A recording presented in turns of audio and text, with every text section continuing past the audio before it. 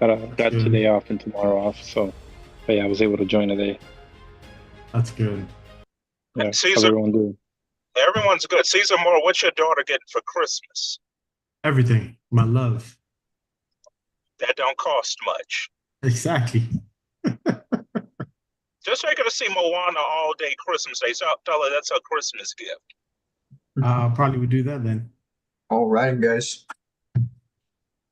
So, give Miss Jackie, uh, make her the host so she can share her screen. Jackie, you're gonna be able to share your screen, correct? Yes, let me see. Oh, okay. Ah, this is like kind of nerve-wracking, but I'm excited. Hi, Hang on, guys.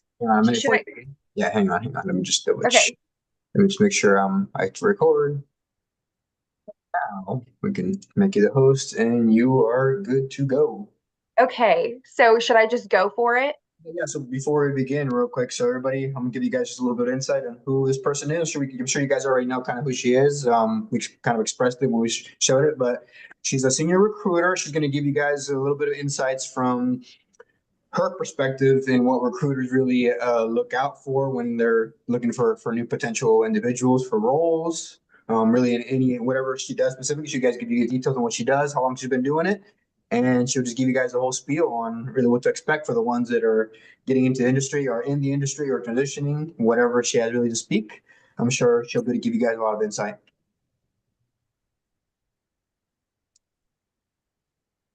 Cool.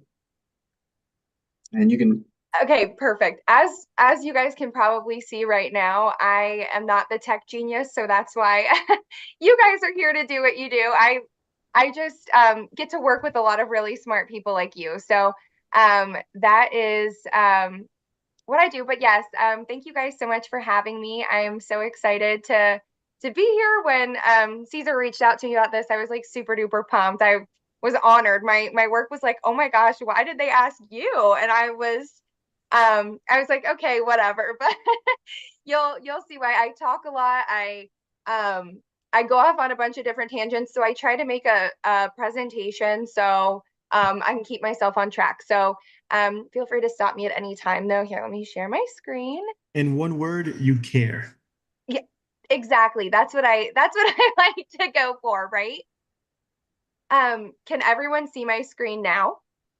Yes. Okay, Yes. let's see. Okay, is it full screen? yeah. So no, yeah, now it is.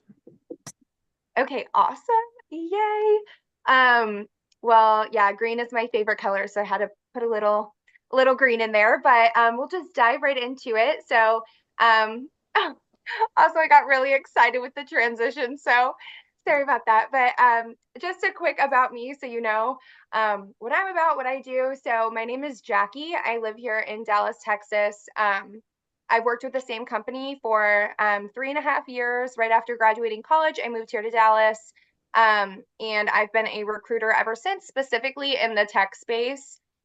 We work a bunch of different roles across different like sectors, different domains, contract roles, direct hire placements, all across the US. So I really love being a recruiter because I like to work with so many awesome people. And my favorite thing ever is when someone like gets placed in a job, like it means the world to me. So I just have loved doing this the past 3.5 years. So I've definitely learned a thing or two in my time here. So moving on, we're just going to dive right into it with resume tips and myths. I just want to bust this right off the bat.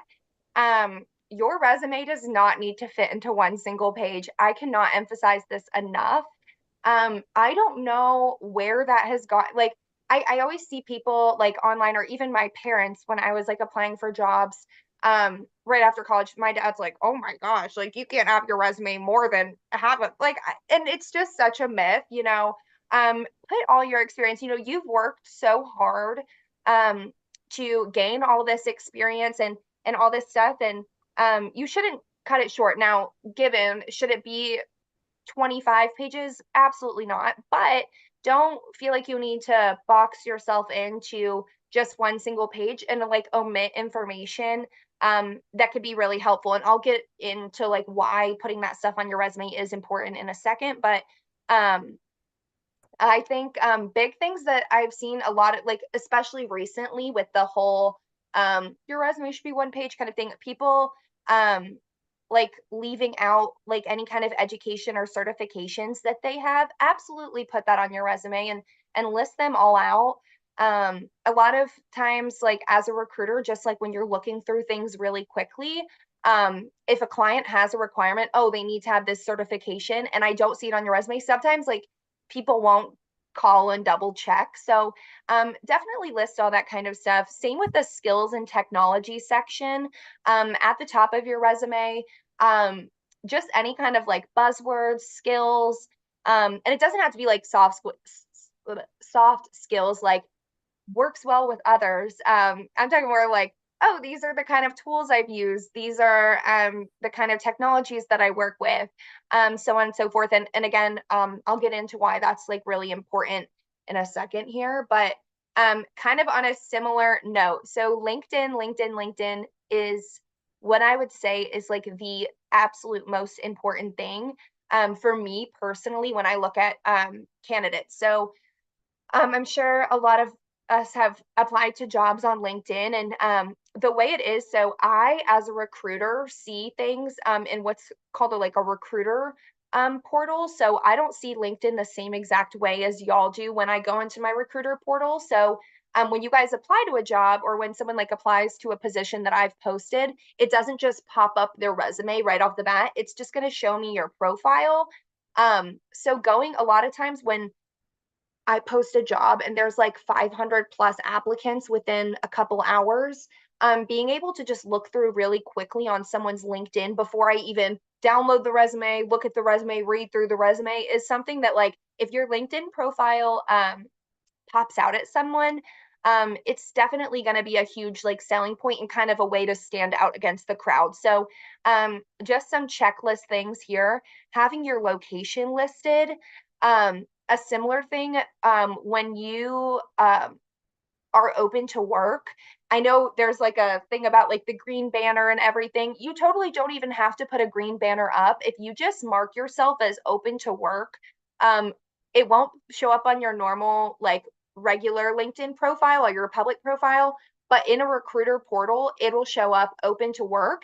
And when you do that, marking your preferences. So if you're only open to full-time roles, not clicking on contract. If you're open to both, clicking on both. As same with if you'd rather be hybrid, on site, remote.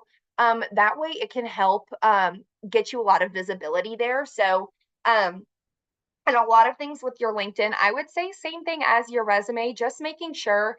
Oh, Caesar, do you have something to say? Yes, I do have a question. Yeah, Just totally. clarifying this, because I know you did mention that you do see stuff that we don't see. So, and I'm talking about more of the open to work.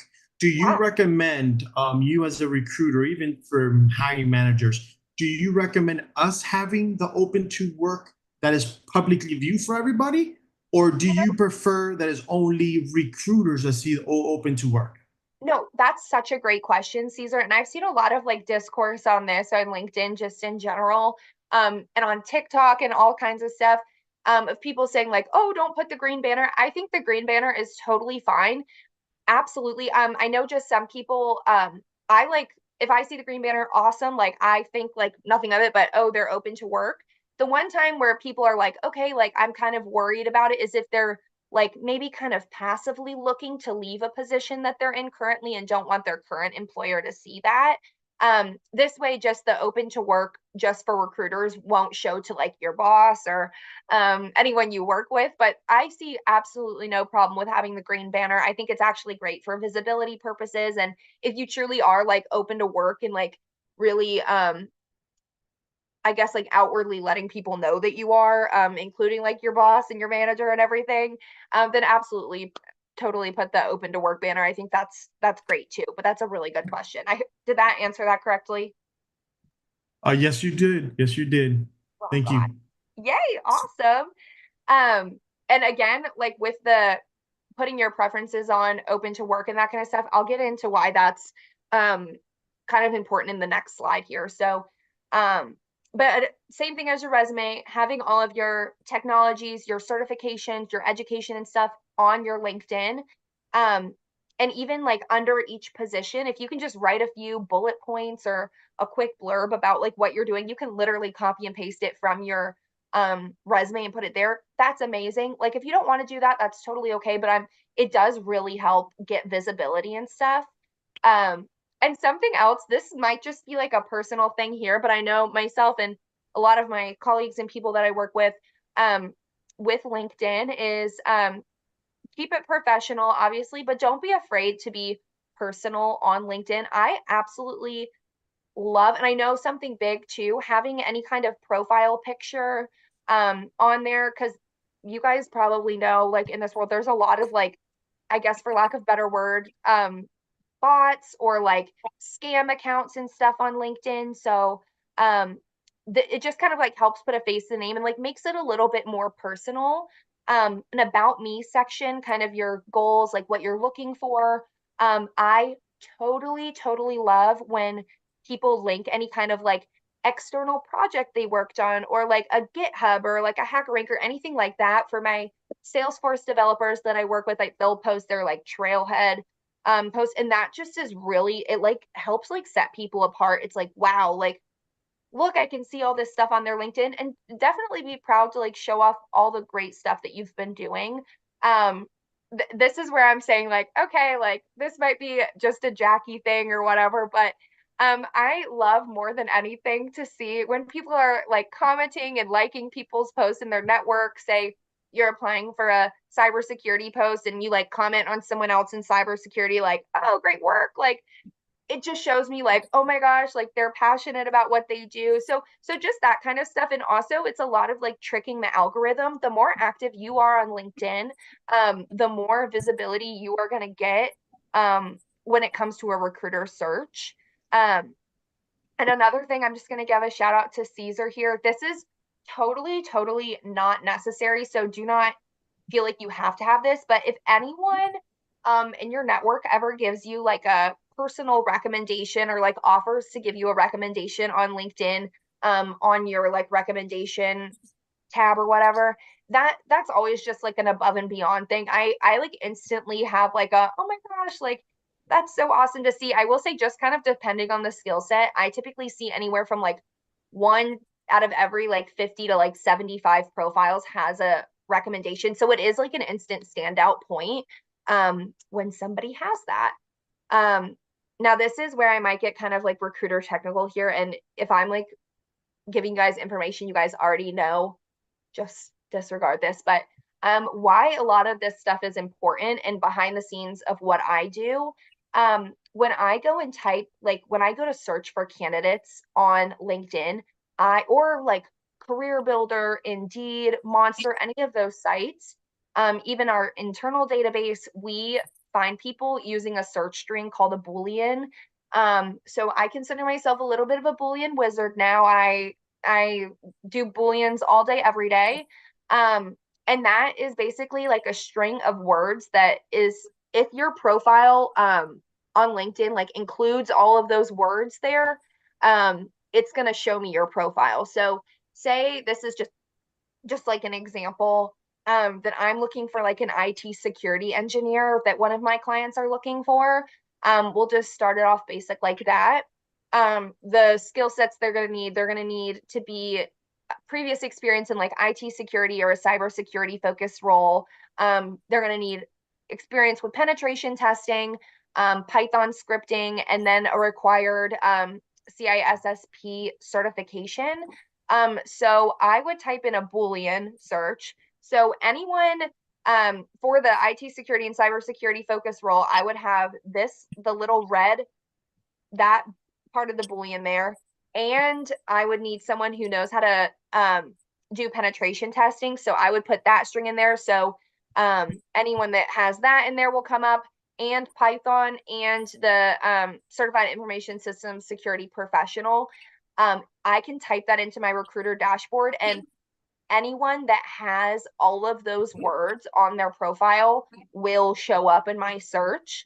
And this is why when I said like putting your preferences and everything on LinkedIn is important if you're looking for a role, and like location and everything, to narrow it down even further. Let's say it's a hybrid position, Orlando, Florida, and it's going to be a long-term contract. I can go in and like toggle on my screen and say, I'm only looking for candidates in the greater Orlando area. I'm only looking for candidates that are open to work and that are open to hybrid positions and open to contract. So that just narrows down my search even more. And then from there, I can go about messaging people. But I don't know, does that make sense? Does anyone have any questions about that? Oh, sorry, Caesar. Yes. Yeah, out of Very good. curiosity, would you say that some recruiters tend to, for lack of better terms, be lazy about certain things? For example, I've been getting messages from recruiters. I do have most of the experience that they're asking for, but maybe I lack in a certification. Is that something they're not looking at or they're not typing in from their dashboard? So that's another thing I think that's a really, really awesome question. Was it Benjamin that asked that? No, that was me, Cesar Farias. There's another There's Cesar two here. Caesars here. Oh, Caesar Mora and Cesar Farias. So great. That's a really awesome question. So a lot of times and it's like one of those things that just as time goes on here, because a lot of people don't have it listed on their profile, people are like, hey, like say they had to have that certification and they don't see it on there, they're like, hey, might as well try. And because a lot of people like don't post that kind of stuff on their profile. So even if it doesn't come up, they're like, oh, they probably have it, or like, let's see if they have it. So if you have it, I definitely would put it on there, or just any certification in general, because you will automatically come up when that search is like put in there. But I guess just with like in general, a lot of people like don't have certain things listed on their profile. So you don't want to necessarily like rule anyone out if they don't have anything on there. But it's a way to make yourself come up a lot of more times in a search, just kind of like tricking the algorithm kind of thing. But yeah, I don't know if that makes sense there. Yeah, that makes sense. Thank you. Totally. Thank you. Any other questions? Okay, rock on. Let's see here. Okay, so a next little bit of advice here is apply, apply, apply. I cannot say that enough. You know, my biggest piece of advice here for like visibility purposes and everything, have your resume ready to go on hand, and apply as soon as you see something posted. So something really, really big that I think is really helpful that like you can do on LinkedIn or Indeed is set up those alerts. So whenever like a criteria of what you're looking for, something that like matches your background, whenever it comes up, you're able to apply right away. And just in personal experience and doing this for like 3.5 years now, I just know the earlier you apply, and like the fresher something is, same with like if a recruiter messages you, and the quicker you respond, the more likely you are to get a like response back, or like a quicker process, if that makes sense. Cool. Alrighty. But yeah, definitely apply, like put yourself out there. You never know if you don't try, right? Oh my God, there's another fun transition. But chatting with their recruiter, talent acquisition specialist, or HR representative. Okay, yay, this is where I come in. This is where my fun time starts. So like a lot of times your recruiter or like TA screen will happen right in between you applying and then you actually chatting with the direct hiring manager, the client, the technical team. The main purpose about this is a lot of it is just making sure a lot of your motivators align. And I, as a recruiter, will always say, I never want to box my candidates into, oh, you have to make yourself fit into this role, or you have to make yourself fit into this role's requirements. You know, I want to make sure that this is something that you're going to be super happy in. I wouldn't be able to sleep at night. I was actually talking to someone about this today. I would not be able to sleep at night if I thought I was like putting people in situations or in roles that just weren't the right fit for them and weren't going to meet all their expectations at the end of the day. So you know, making sure things like work mode, the schedule, whether that's like hours or whether that's being hybrid, on-site, remote, overall work expectations, and pay, is something really important when it comes to like chatting with candidates. I just want to, like, again, what I said, I want to make sure you're super happy in wherever you end up. And this is going along with that. Totally feel free to be super transparent here. That's like really important. Even if it's not like an initial, like, say I message you or chat with you about a role and you're like, hey, that is not enough money for like what I'm looking for right now. That's totally okay. Be so transparent, because we get so many other positions out like all the time as recruiters and in the staffing industry that, you know, when something else comes out, we already have that point of connection, so I can go straight to you, without waiting for you to like apply to my job or get back to my message on LinkedIn. I can just go straight to you and I'll be like, hey, this is exactly what Sam was looking for, you know? So yeah, it's all about building connections. So and this is like something really funny, as you guys, I'm sure, can tell at this point, as a recruiter, and I can't speak for all recruiters, but for me personally, and for a lot of people I know in this industry, we are not super technical people ourselves. Like I said, I just love to work with really smart, really technical people. So something that really stands out to me when I am able to connect and chat with a candidate is someone who's able to just kind of go beyond their tech stack. I always deal with this with developers specifically. A lot of my software engineers are like, oh yeah, I work with AWS, I work with Java, I work with Angular, I work with this, that. And I'm like, okay, that's really awesome. But like, you know, me personally, I didn't know. I thought Java was just coffee when I started this job, and now I know it's a whole programming language. So if you're able to like take what you do and explain your project and overall like what you are doing to, I guess, what they would call us like layman or like a non-technical person, that's really above and beyond. And in my mind, I'm like, oh, they're gonna do so awesome in an interview, like being able to communicate, because it is like a huge skill. So definitely a great thing there. Yes, Caesar? No, I was gonna say that, just putting in plain English, go technical to non-technical or non-technical to technical. Just simplifying stuff. That's always gonna be good for every career, really, every job, Right. everything you're gonna do in life, period. Just simplifying stuff. 1,000%. And like I said, like a lot of the people in this stage of the game here, like being like the recruiter or the HR people, they are like, I don't know a lot about like the technology, or like you learn a lot through like research and like doing it, but maybe you don't know like the very specific terms. So yeah, if you're able to like put that in like plain English, or just like kind of get personal with it, like that's something I always really, really love when I talk to candidates and they're able to do that. Like, just like, this is kind of a random example of this, but one time I was talking with a candidate and she was like a UI developer.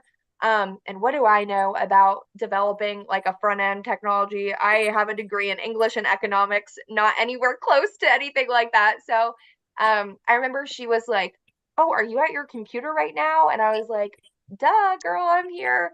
And she was like, okay, go to Sephora.com right now. And I was like, what? Oh, okay. And she was like, if you scroll all the way down to the bottom of the page, I did this like matching a product to your personal profile. I was like, wow, that is so, see, she didn't even have to go like very in depth with like, oh, I used Java 8 to do this, or I made the APIs match with Angular or whatever. She just was able to like show me and like make me be able to like see and understand what she was like getting out of what was the goal of the project that she was working on.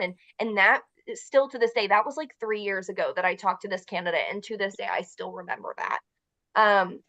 So yeah, stuff like that. Oh, sorry, I have some hands here. Anyone?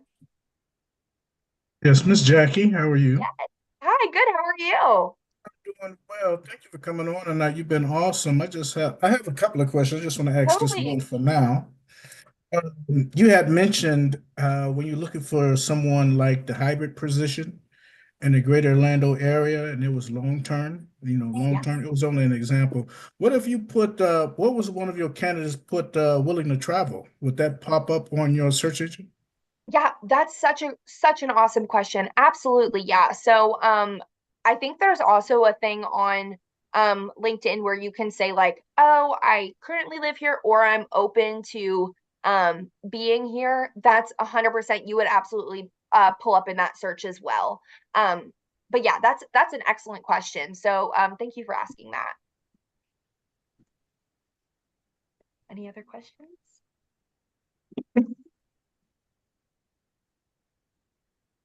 Slay. All right. I have a question. Sorry, Oh, go ahead. oh, Jackie, I'm sorry. I was just questioning because I've been looking for jobs and I'm looking for mostly remote, but I see that there seems to be a trend with hybrid remote as Yeah, opposed to total remote. Is that the new thing right now?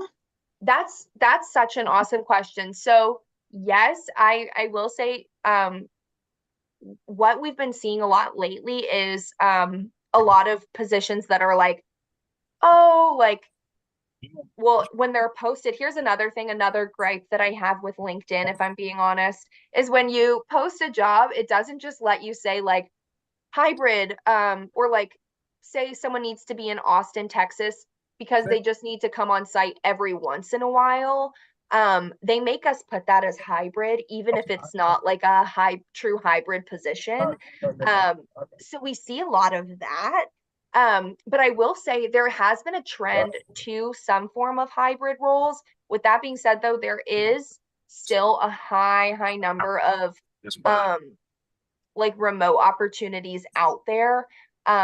And I think especially just kind of like with how they're seeing it's kind of like one of those testing times for people. I think post COVID, they're like, oh, let's test the waters again and see how people are doing going on site. But we've actually seen a lot of roles being like, actually we are okay with remote.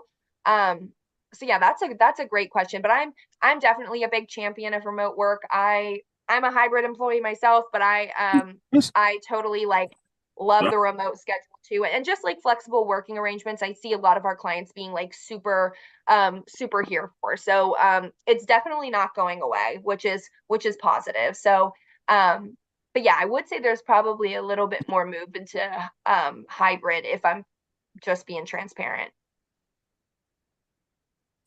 Well, since you stated that some companies are testing the waters by putting hybrid remote, even though it's not, would you suggest just applying to them anyway? Since I Absolutely. don't know if they're really truly hybrid remote or remote.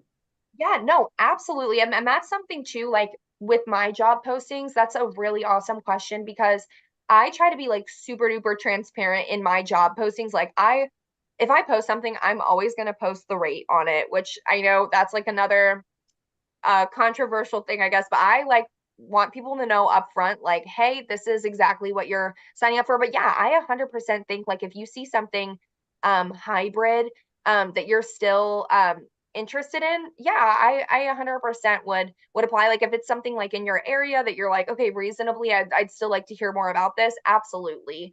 If they say like, oh, this role in the job description, oh, this is going to be like 100% on site, or like this is confirmed 4 days a week on site, and you're like not there for that, then probably don't. But if you see something like that, absolutely, I say, might as well try everything, right? Gotta expand your chances. I'm a big champion of that. So I think there's no harm done. And even if you do end up talking to a recruiter and they're like, oh, actually, this is going to be a really long-term like hybrid role, you're going to have to come on so many times, and you're not interested in that, who's to say that there's not another position that comes out later on down the road that they can just think of you instantly and be like, oh, like she'd be a perfect fit for this role. So that's something I highly recommend. Just getting the visibility there with companies, recruiters, I think is really always going to be beneficial for candidates.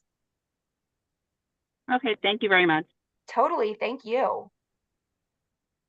Any other questions in here? I do have one. You mentioned the rates earlier, where a lot of recruiters don't post the rates for the job position. I tend and tell me if this is a if it turns down a recruiter or turns a recruiter away, I always right away, because I don't, not to waste any of the people's time, I always ask, like, what's the compensation for the role right away. So it's something that turns recruiters away, or is it encouraged? That's an awesome question. And that's another thing I've seen a lot of like discourse on lately in LinkedIn. I personally really appreciate that. Like I love the transparency there. Like I'll get people like responding to me like, hey, thanks for reaching out. Just so I'm conscious of like your time and everything. I'm only looking for fully remote roles. And I'm like, oh, okay, awesome. Or if they say, hey, just want to it's all about like how you say, if people are like, don't talk to me without the rate, then yeah, maybe a nicer way to put that. But yeah, definitely I really appreciate when people just come, hey, like, just want to be conscious of your time, like, what is the rate on this? I think that's 1,000% like so acceptable, and I honestly encourage that. I'm like a super transparent person in that, and at the end of the day, Caesar, like I was saying before, I would never want you to end up in a position where it was like, hey, this isn't going to line up. So I totally think that's perfectly acceptable to ask, and I honestly encourage it, in my opinion. Gotcha. I do have a follow-up question. Yeah. Do you tend to see other like recruiters just trying to fill roles without, properly vetting the person, or knowing that they have the skill set, or if they're trustworthy to stay in that role? Do you see that a lot going around? Because that's kind of my impression that I get from some recruiters. No, I totally and that's another thing with just the industry in general. When there's so many people, there's always going to be a few I guess bad apples in any um I guess any field or anything, and it is really like upsetting for me to see that kind of stuff happen, and for people to be treated like that. And like I said before, there's like people out there that might not be super genuine in their expectations, like what they do, and they're just not like very upfront with things. But what I will say is something really important to my company that I work for. I work for a company called IDR. I don't know if I said that already, but we had to go through like a bunch of different layers of like, okay, I'm my account manager will like have obviously a good relationship with the hiring manager or a client, and then they come to the recruiters. So we have to have a lot of like layers of, we really want the best person for this position, and the best person or like, I guess we want to have the best position for our candidates too. So I think for the most part, like recruiters for the most part are very good people, and they're doing the best. There is a few bad apples like there are with any other career and everything, but I think again, finding someone that you really trust and building that relationship is going to be like an incredible thing. And that's what I always say, like what my job is. Oh, I think I just messed something up there per usual. But I say that's like my job is like, I'm like a relationship builder. Like that is what I do. So yeah, oh my gosh. As I said, I'm like really, really long-winded, but yeah, building a relationship or having a good recruiter that you trust or can work with, that's something that's really, really important, and what I would recommend to everyone for sure. Okay, thanks. Totally. Any other questions? Okay, awesome. Let's Hey, see. Jackie. Oh, So I did hi. have a question because we was Totally. on that.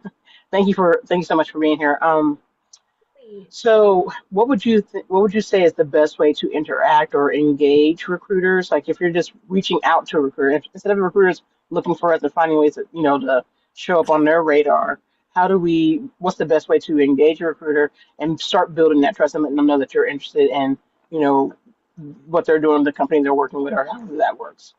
Absolutely. That's a really, really awesome question. And that's something, again, like, I can't believe I didn't touch on that in my slide. I totally missed that. So thank you so much for bringing that up there. I think something that I've seen that I've actually gotten like placements from this before. Actually, so crazy. I had a guy, and He's still working right now. He is so amazing. He's like one of my favorite people I ever worked with. And he actually reached out to me on LinkedIn.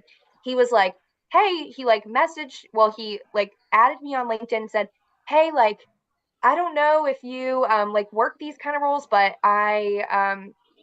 just I'm on the market. Like you seemed like really trustworthy. Like I'd like to work with you. And like when I say within a week we had him placed in a position, that's something definitely I would just like reach out to recruiters. Like you can send them your resume, like the LinkedIn messaging and mails tab is like a really awesome thing too. Another thing I would recommend that I think a lot of people like kind of overlook is like for example, I work for a staffing company, so we work with a bunch of different clients. So we have like we'll post our jobs on like Indeed or LinkedIn, but we also have a company portal.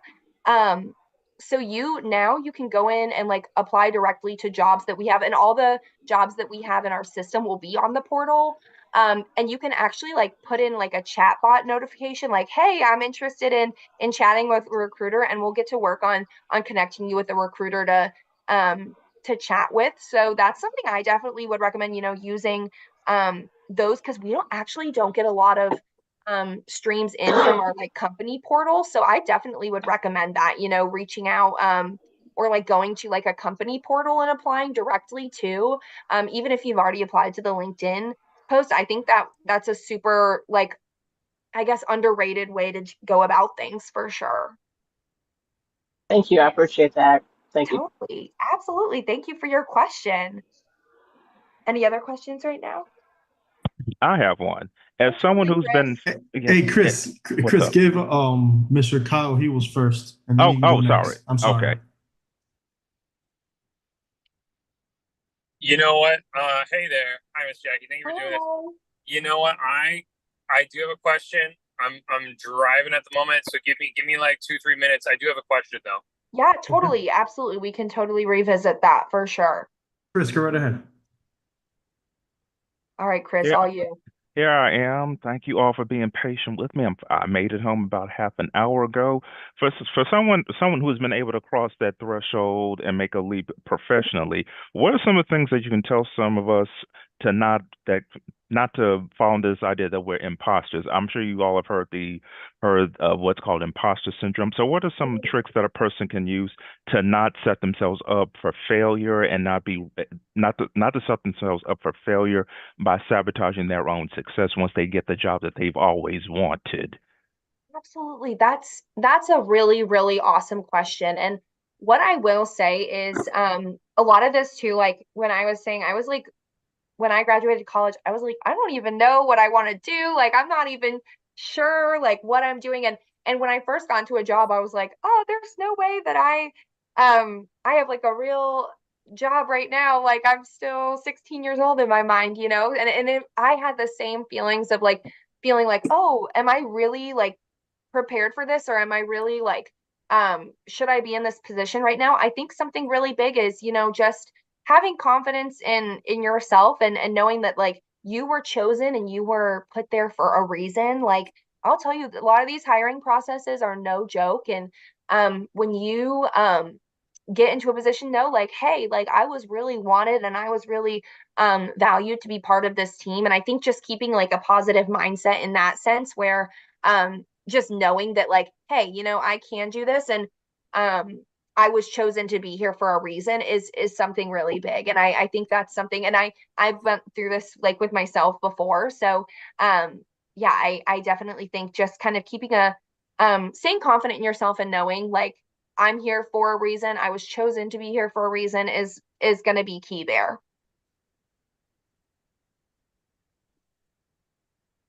Thank you so much. And I don't know if anyone asked this question before I signed on, and really, I really appreciate those words of encouragement, Jackie. Absolutely. But what are some things that for those who are in the hiring, who are out there looking for, can be wary of when they have some fake recruiters reach out to them? Because I've had many message me on LinkedIn, email me, and still to this day call me. Totally. No, that's another really awesome question, Chris. And that's something too, like, and just like there are like fake recruiters or like fake people out there. There's also like candidates too. This is something that we deal really heavily with. People just like that aren't even real people that are like, oh, like I do all this stuff, and then especially like going through a recruiter, like not having like a lot of really in-depth technical knowledge. I notice this a lot with like newer recruiters. Like when I first started, I didn't know how to tell, but something really big that I think you could do when you do get a message, feel free to like vet out the recruiter's page. I would go look at like, and then this is why I love LinkedIn too, just in general, because you're able to like take a look at like everything about them, like okay, like let me see if you're like a real person, like let me see the company that you work for, you know, and kind of get reputability there. That's something that I was doing too when I was in the job hunting process, and I still do to this day when I work with candidates. Like I want to see everything about them and just like kind of vet it out on the front end just to make sure they're real. Also, like just Googling like, oh, they say they're from this company, like let me look it up. And I just kind of doing your research there, I think can be something really important. Something else I want to just put out there. A recruiter should never ask you for anything like very, sometimes they might say like, I would say as personal as they get, they might ask for the last 4 digits of your social because some ATSs require that, but never ask for any kind of billing information. They're never going to ask for any really personal information like your full social security number. They're never going to ask for any of that stuff before like an offer stage and like onboarding process. So anything that just comes right off rip asking for that, I would say probably just best practice to like steer clear of that, because I know there's some crazy people out there. So I totally, and I'm sorry that you guys have been going through that. I've been hearing a lot of that, and I stay strong. There's some great people out there though that are gonna help you at some point. So sorry, go ahead. Oh, I was just going to say thank you for answering that question because let me see. A week ago, I had some recruiters reach out to me for the same position. I said no, thank you because it's 4 hours away from from where I live. Then some recruiting agency had people of Southeast Asian descent, and they were assigned these anglicized first names. I was like, you say your name is Mark, but I've been around people who are from Nepal, these parts of the world. That's not a common name where they're from. Right. No, I know there's a lot of I've been seeing this just in LinkedIn, and on the plus side though, Chris, I have been hearing a lot that LinkedIn has been doing a lot of work and putting a lot of like efforts into kind of cracking down on a lot of those scam accounts and scam I guess companies. So that is the positive news. I think there is going to be a lot of cracking down on that, especially as like just the job market and stuff just gets even bigger and bigger. So yeah, I've definitely been hearing a lot of talks that they're doing a lot of cracking down on that. So that's really exciting, and I'm hoping for really good stuff to come. Hey, Jackie. Yeah, hi. Hey, this is Sean Go again. Quick question. You know, I've listened to you talk. You're a senior recruiter. You come with a plethora of knowledge and experience. Thank you. And if you have someone new to LinkedIn, LinkedIn can misguide you at times. They have a lot of true lies when it comes to doing your LinkedIn page because you mentioned your resume. How many pages do your resume? You know, if you got a 3 or 4 page resume, you're a goofball. And if you open for work on LinkedIn, you appear to be desperate. So my question is, why would anyone make a video on LinkedIn? Why would they give you, let me say, improper information on LinkedIn or YouTube that may not be accurate? Right. And that's something too that I think it's one of my favorite things to do is when I see those posts and stuff, if you go and look at the comments, a lot of people are like, this is bad information, like don't be telling people this.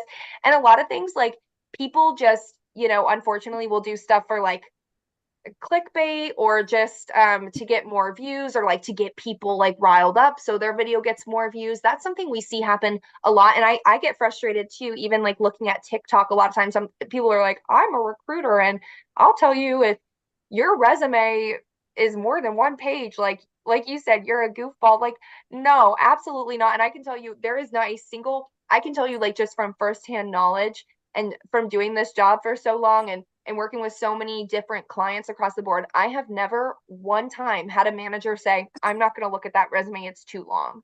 Or I'm not going to consider this candidate, they're open to work on LinkedIn.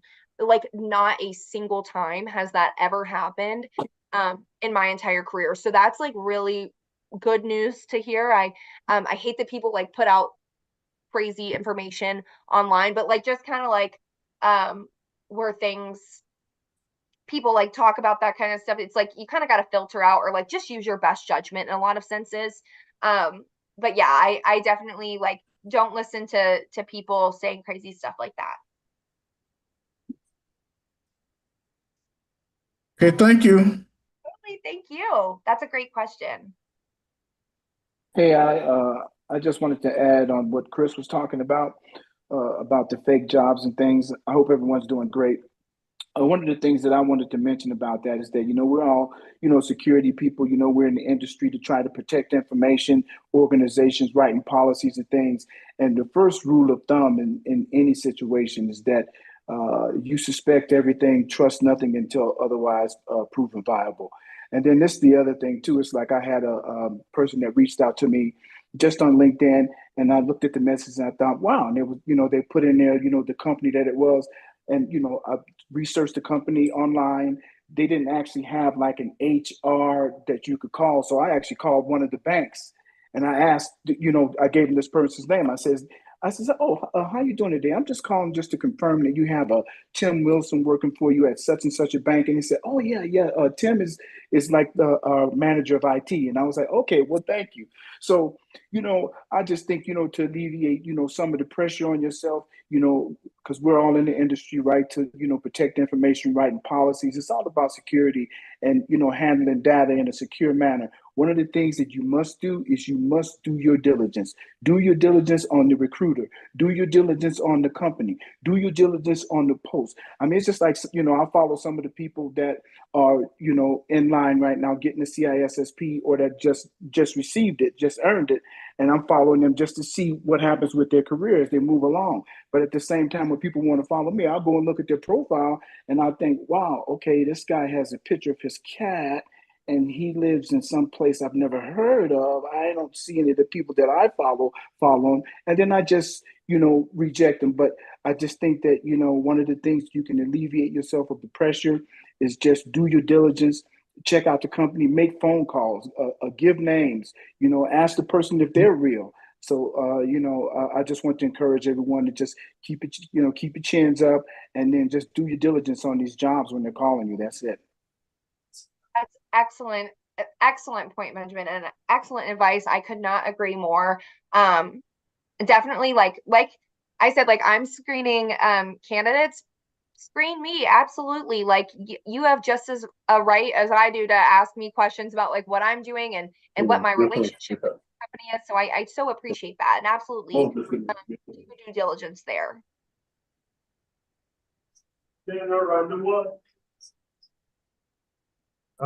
Jackie, one question. Would you mind just muting some people's mics in case, because you're the host, just so we don't get any feedback from anybody else background. Gotcha. Since you're the host, I can't do it. This is gonna sound like a really dumb question. Wait, let me see. No worries. Yeah, you just click on the thing and just hit the mute. Okay. Oh, I just saw myself in full screen. Oh, it's scary.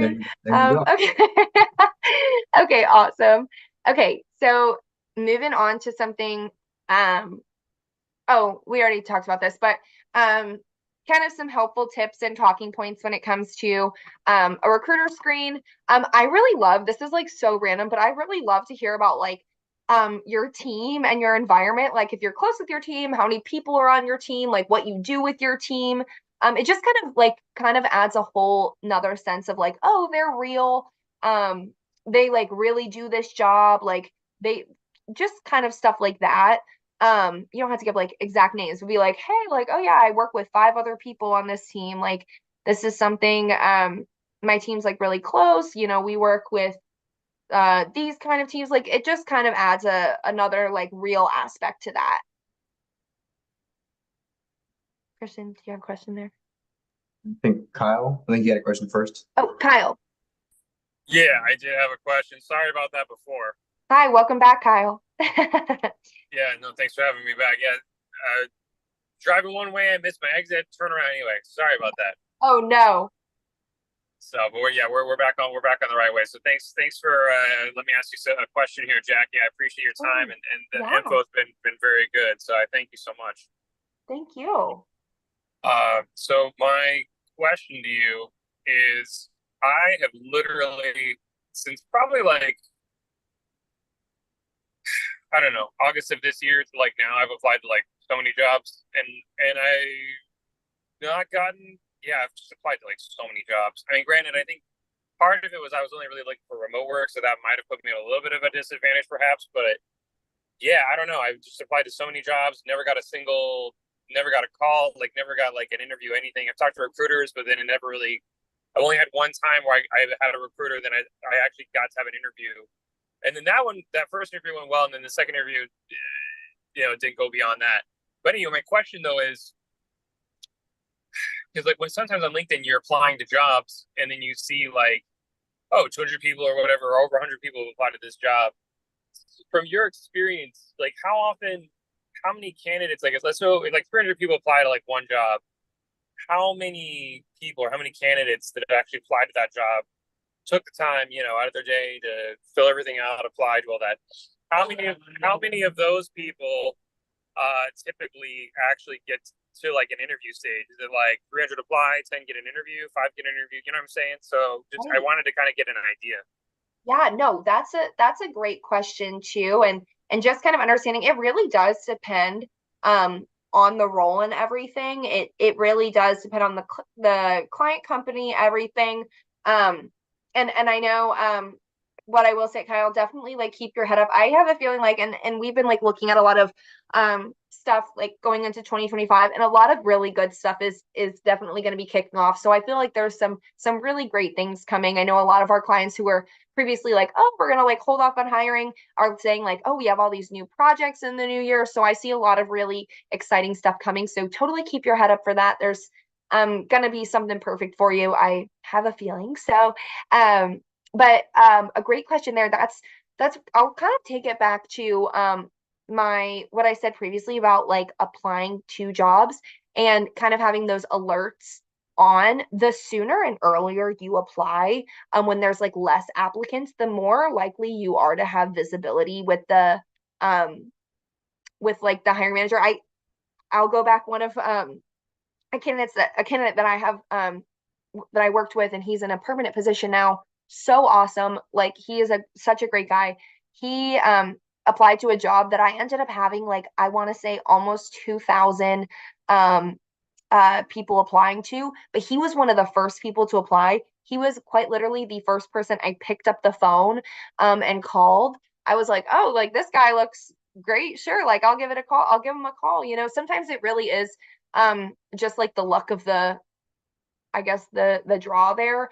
But I would say like definitely like putting a focus on roles that are freshly posted, roles that are maybe less than a few hundred applicants is definitely going to be a big strategy that I would say. I tell my little sister this. My little sister is applying for jobs now, and I'm like, set up your alerts, like whatever something. I have my alerts set on for food science jobs. Whenever they come up, I'm like, apply to this, Kimberly. Like there's like the sooner you apply, the better visibility that you have. So I would say that's like the biggest bit of advice in that sense. But I would say it really does depend, but it is, unfortunately, a lot of it is like luck of the draw. But like the more you try and the more you go for it, I think the better luck you'll have there, because it's bound to happen at some point, so I would definitely, and kind of like what I was saying earlier too, if like say a staffing firm or some like big company like post something on LinkedIn, I would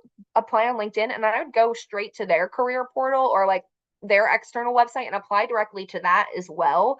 Again, you're just like maximizing your chances. So I think that's something that I would recommend, because I don't think a lot of people like realize that or do that. So it's something, again, just to get some more visibility there, because if a recruiter's checking all different streams of applicants that they get, then you're more likely to get viewed there. And I definitely think that's a huge bit of advice that I would give. Got it. Okay, I really appreciate that. Thank you so much, Miss Jackie. Totally, Kyle. Yeah, Thanks for your question. absolutely. No, that was a great response. That really helped me a lot. So thank you so much. And in case I missed my chance, just God bless you and your family, and Merry Christmas, Happy Holidays to you and your family, and Happy New Year. Thank you. You as well, Kyle. I so appreciate that. Absolutely. So thank you again. You as well. Thank you. Oh, do I have another question up in here? Is it Christian? Yes, it is. So I don't know if you would mind kind of mention this, because I know this is important as well, and I notice a lot of people send a message tend to miss this mostly, is how important do you believe communication is in presenting your values, your stories, your background, to actually get yourself in the interview and getting past the interview process? Because I notice a lot of people miss this point. They focus on all the GRC perspectives, the frameworks, the requirements, skill set, but then they lack the communication side of things.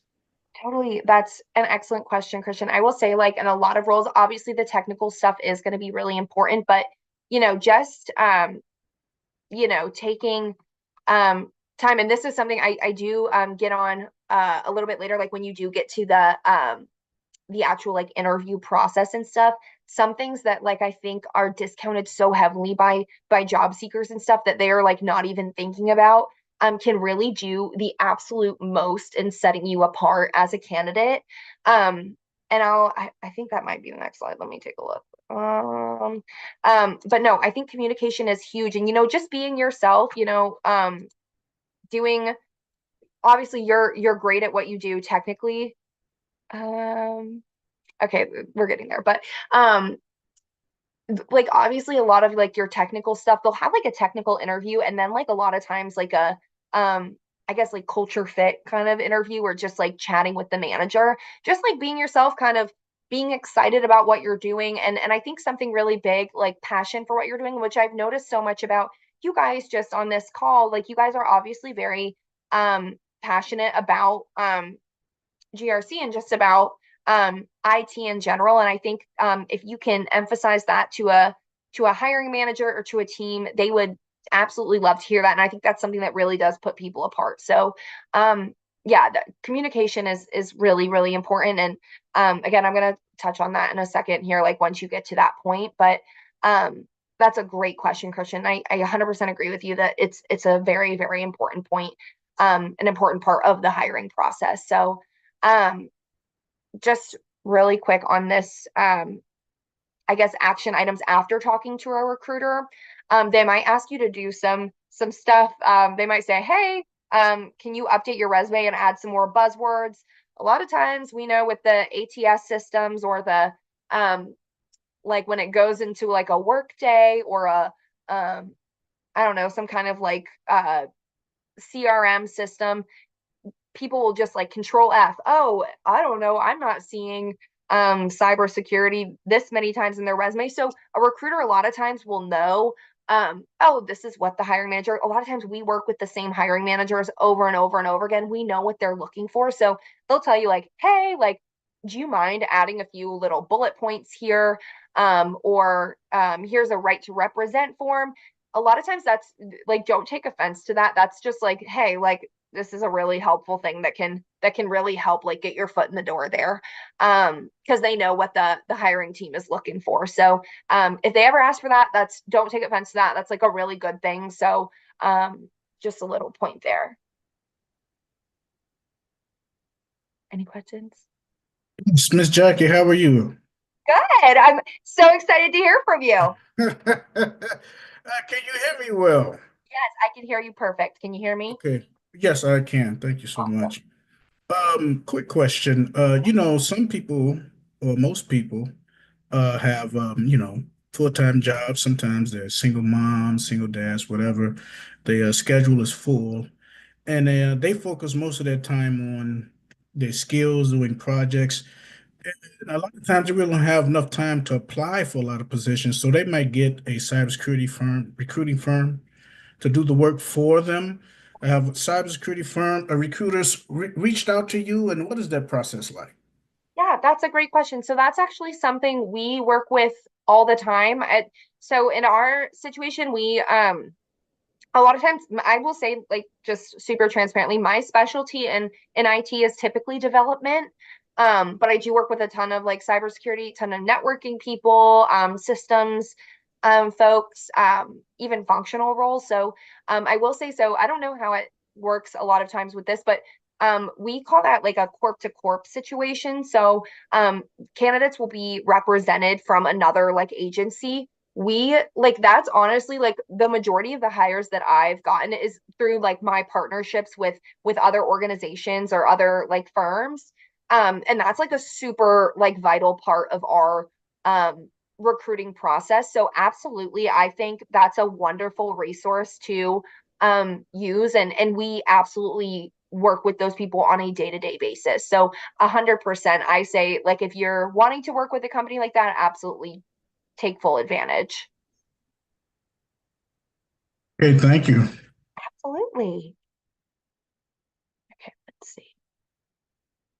Okay, yay, this is what I was talking about here. So beyond talking to a recruiter, talking to the client or the hiring manager or the technical team, these are my biggest tips. And like, people might be like, yeah, duh, like this is like pretty basic information, but really you'd be surprised how many people like don't even think about this stuff. So one thing, before you get into an actual interview, look up and do some preliminary research on the company. Knowing what they do, knowing a lot of their mission, kind of the whole idea.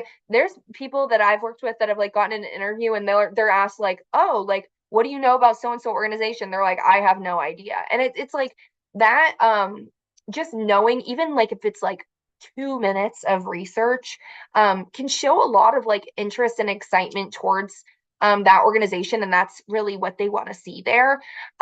Same with if you're aware of who you're going to be interviewing with, being able to like go look at their LinkedIn or like getting an idea of like their background and talking points can be really helpful in that sense, because then it kind of takes a little bit of the worries and like the pressure off on the front end. Like if you're like, oh, like I know, oh, this person and I went to the same college, that might be a talking point. Or like, oh, like we both had a background in doing this, like that might be something that they're gonna talk to me about. That's another really big thing there. Having your resume pulled up, and being prepared to talk on anything that you have in your resume. There's no shame in having your resume literally right in front of you. I used to think like, oh, I can't have my resume in front of me. Absolutely, please do. We actually recommend it.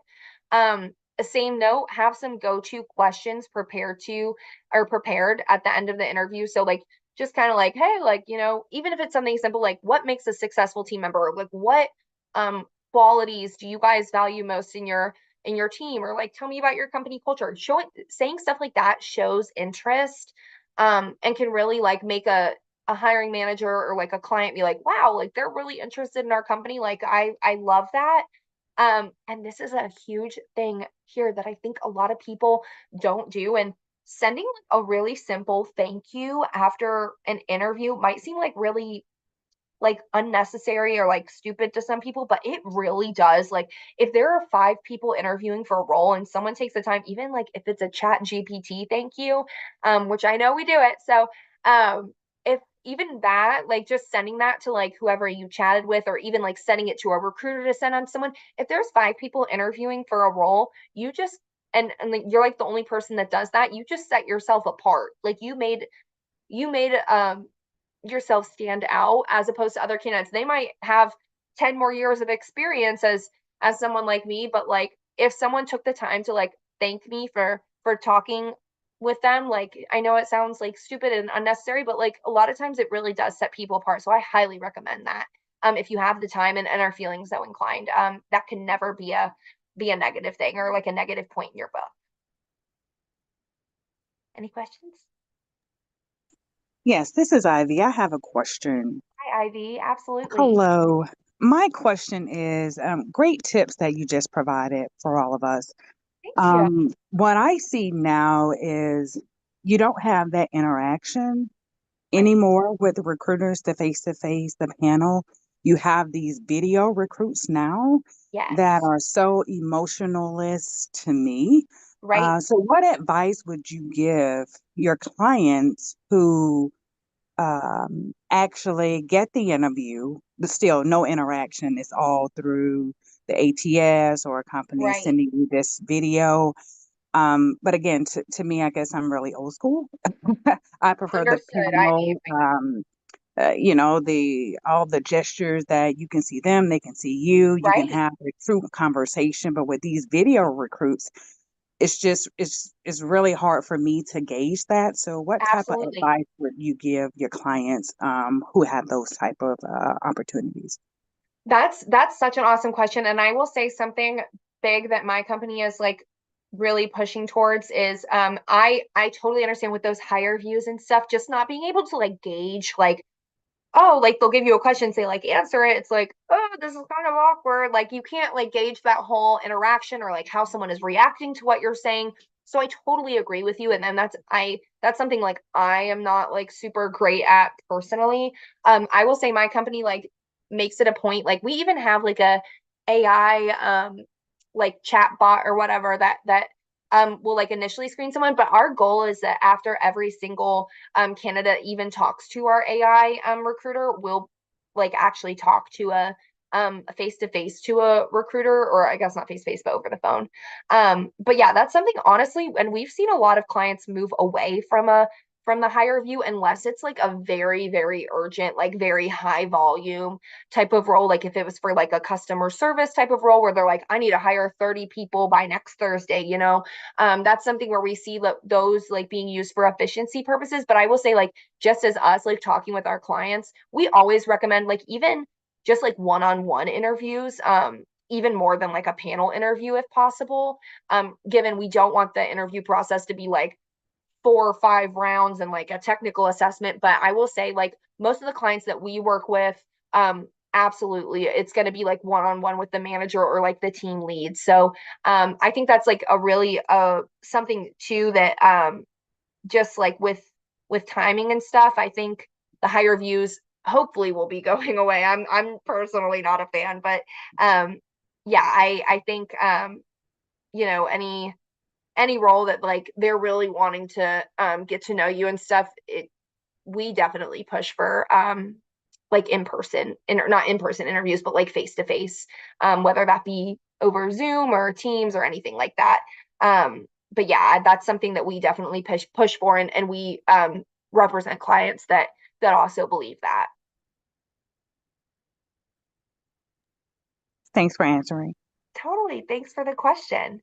Somebody asked cover letters, yay or nay? Okay. This is another spicy opinion maybe, but like I don't really see the need for a cover letter unless they like specifically ask for one. I don't see the need for that unless like it's like I said, if they specifically ask for cover letter, but don't take too much of your time and like stress out about having like a perfect cover letter. I will say like a resume will do the most. And a lot of times, like if I'm being honest, if I even receive a cover letter, I just kind of like breeze past it. So like I appreciate taking the time and everything, but it's totally, you don't need to stress yourself out about those at all. And I know a lot of companies are like, oh, like people are like, oh, I need a personalized one for each job. Absolutely do not feel the need unless they specifically ask for one.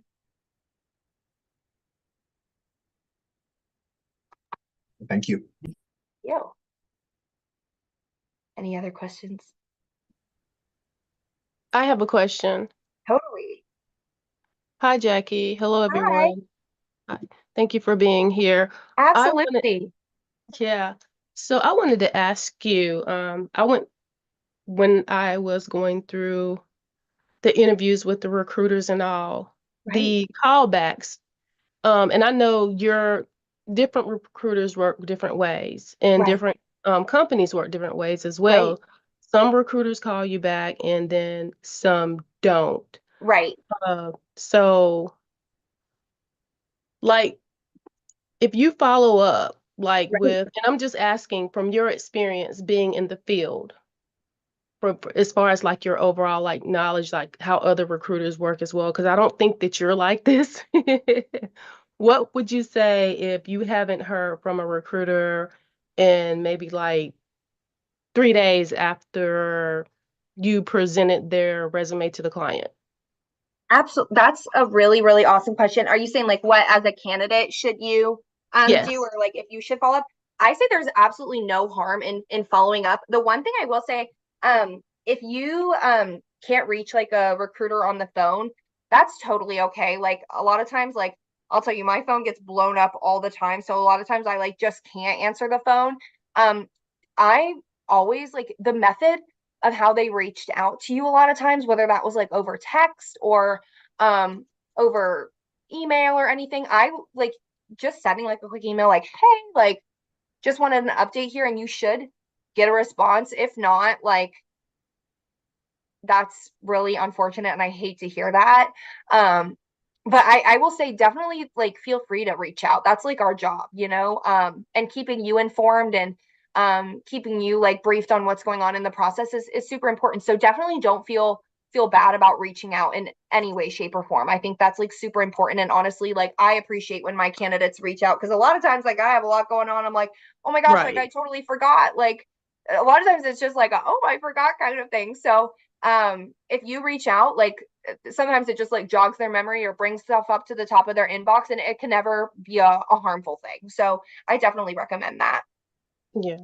Okay. Yeah, because I know you guys are like totally busy. You have things coming in and people you need to contact and screenings and all. So I wanted to ask about that. And then Totally. also earlier you spoke about building relationships with the recruiters.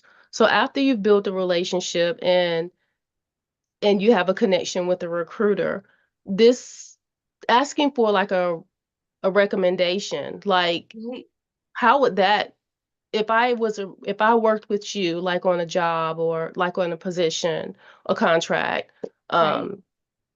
like what do you think about that? Can you talk to me about that?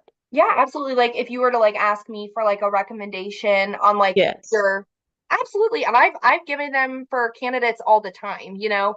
I think that's something 100% anyone that you work with in the professional setting, and like especially in a role like this, you know, just finding people that are like trustworthy, solid communicators or anything. Anytime that like I have a candidate that's like really responsive, really awesome like that, I 100% like to stay in contact with them any way, shape, or form. And I would 100% give a recommendation to these folks no matter what. I definitely think that's something 100%. And recruiters, like honestly, like that would kind of like make my day when people are like, hey, can you like give me a recommendation, or like can you like do this for you? I'm like, absolutely. That like kind of makes my day that like you even thought of me to do that. And I know a lot of recruiters feel the exact same way. So do not hesitate to do that. I 100% think that's something totally valid, and absolutely you should do.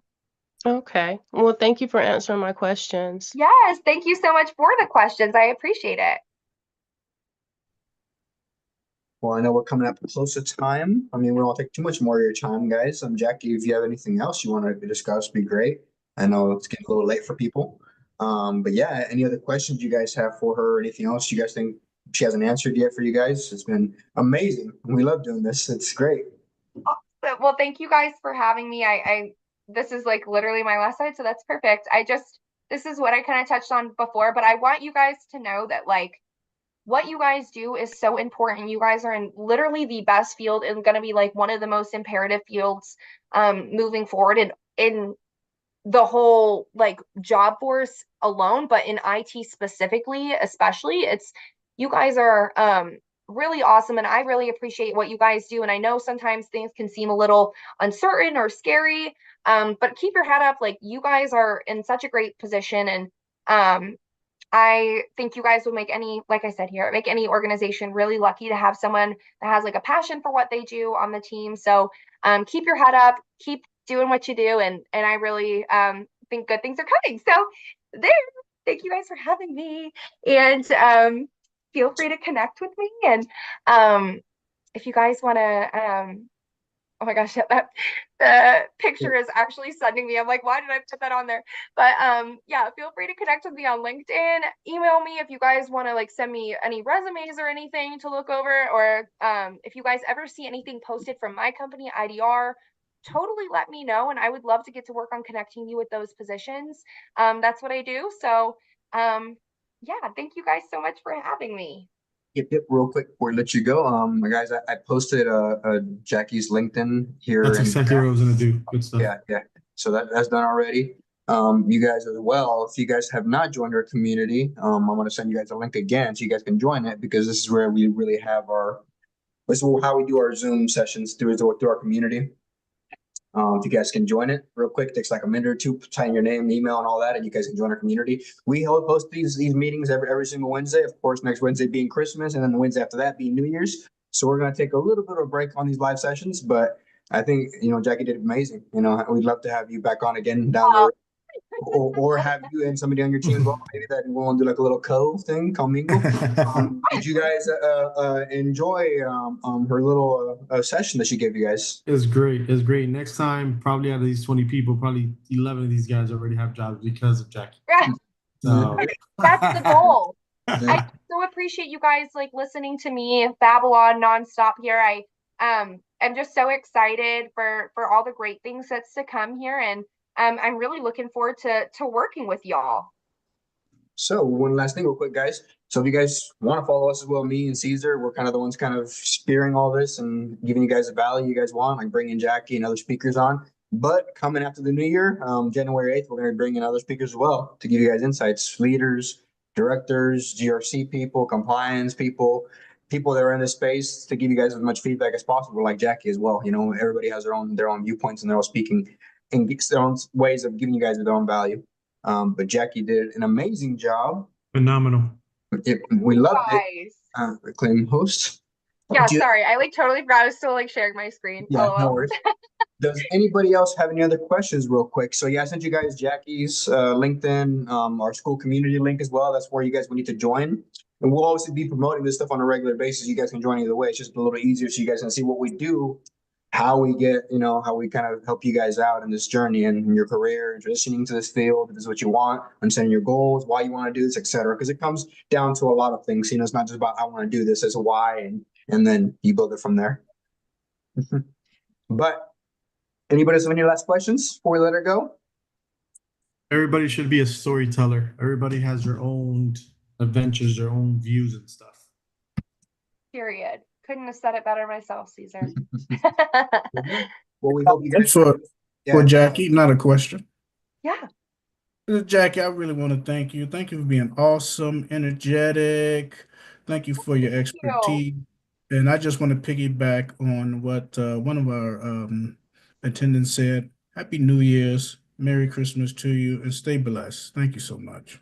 Thank you guys so much. And I hope you guys have just an awesome holiday season, and really appreciate you guys letting me be here. And yeah, I'm looking forward to staying connected with all y'all, and yeah, have a happy I guess Merry Christmas and a happy New Year. And I'll talk with you guys in the new year. Yep. So we'll see you guys again on our next live session, January 8th. Actually, we'll be promoting it. You guys join our community, you guys always be notified.